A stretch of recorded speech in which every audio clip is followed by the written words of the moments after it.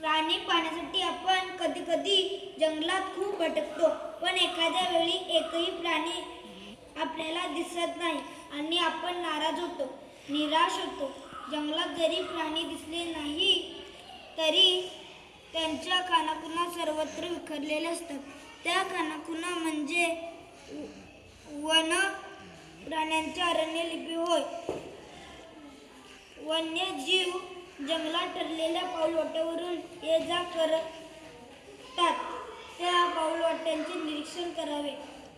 त्यात तुम्हाला वन्यजीवांचे पावलांचे ठसे उमटलेले दिसतील.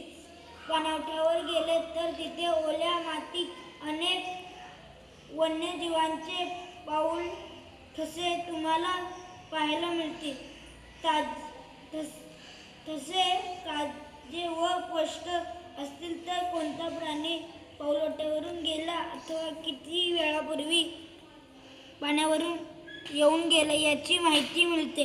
प्रत्येक जातीच्या प्राण्याचे पायाचे ठसे वेगवेगळे असतात. अगदी सकाळी नरम जमिनीवर धुळीत त्यांचे पायाचे ठसे स्पष्ट असतात.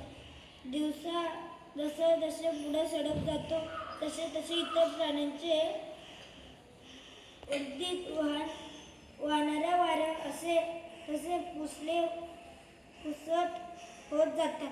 पाणवठ्यावरील ओल्या मातीत अनेक पक्ष्यांच्या खानाखुणा पाऊलखुणा आढळतात. या साऱ्या पाऊलखुणा रांगोळी घातल्यासारख्या सुंदर असतात. त्या पाहताना मनाला आनंद होतो. वाघ व बिबट्या पावलांचे ठसे. Thank you.